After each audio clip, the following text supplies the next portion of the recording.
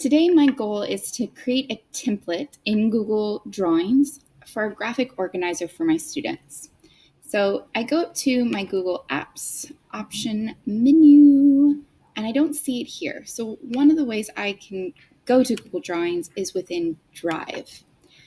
When I go to Google Drawings within Drive, it allows me to organize where I want my drawing to go. So what folder, and if I'm wanting it to go into a specific folder, I can open that folder, click on New, go to More, and open Drawings. From here, I'm set up with a default size and transparent background drawing. The reason I know this is a transparent background is because you can see the checkerboard pattern.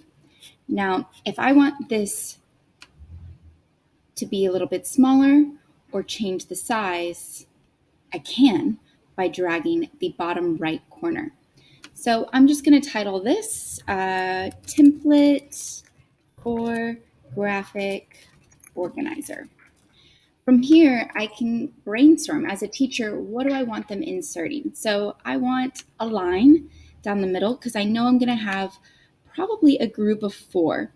A trick with lines, when you're using the line tools, to hold down the shift key as you draw your line. This keeps it really straight.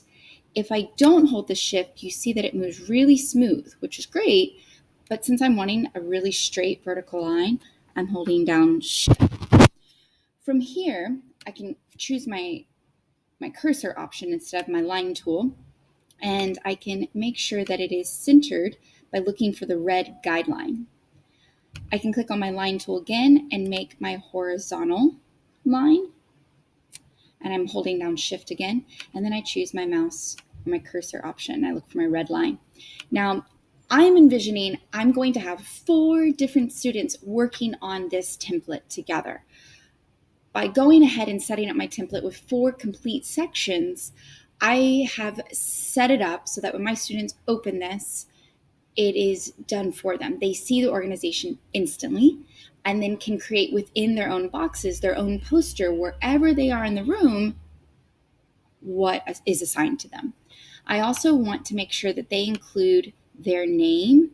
So I'm going to fill, I've added a text box, and I'm going to fill the color of this text box with just, for now, I'm going to do red, so it's really bright and scary. Actually, maybe I should do something a little gentler. Okay, so I'm going to put your name, and then I'm going to just Command C or Control C, copy and paste. You'll notice the little guidelines. This helps me center them next to each other. I'm going to paste another one, so each section has its own, and I'm going to paste another one. Now, I could leave my drawing just like this and go to Google Classroom, let it load, go to my classwork, or decide which classroom I'm going to, go to my classwork, create an assignment, and I can go ahead and make this ungraded. I can look in my Drive for that template, and I'll see it right there. It should be the most recent thing I've done. Add it. Now, if I make students can view the file, what's going to happen is it's going to open, and it's going to be view only to my students.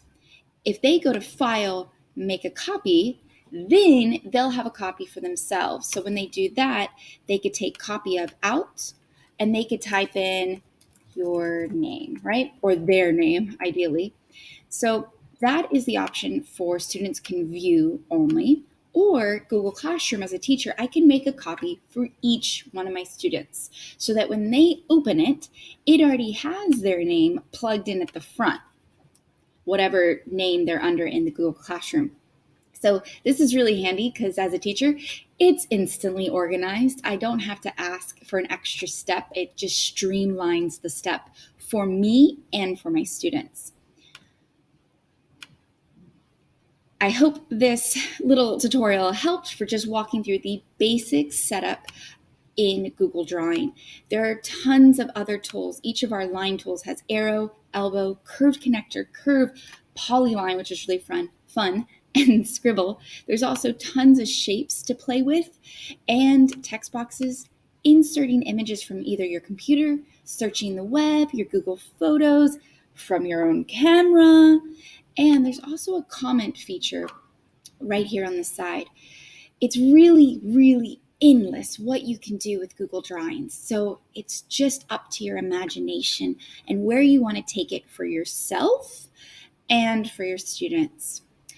Happy playtime with Google Drawings. Enjoy.